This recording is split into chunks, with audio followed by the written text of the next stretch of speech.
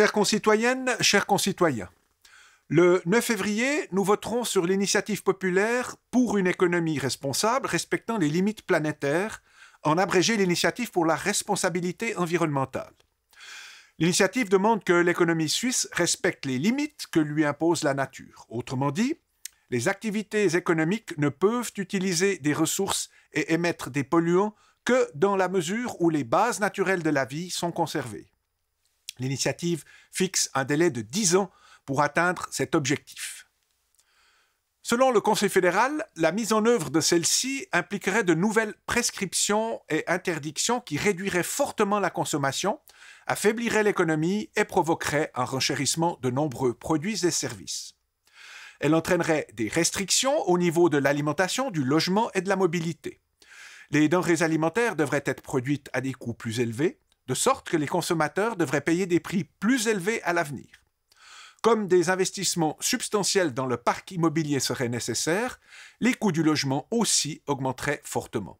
Et il faudrait également s'attendre à des coûts supplémentaires pour la population et l'économie dans le domaine de la mobilité.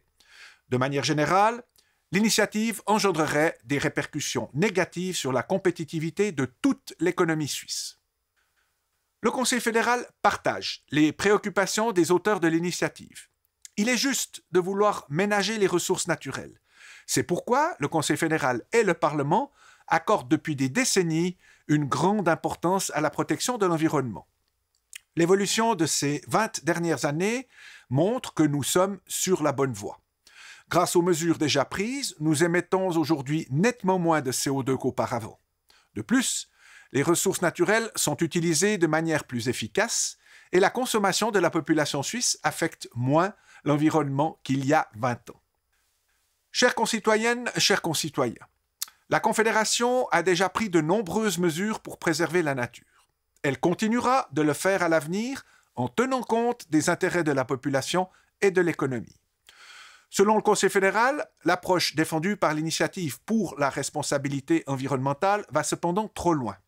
Elle impose des mesures trop strictes en un temps trop court.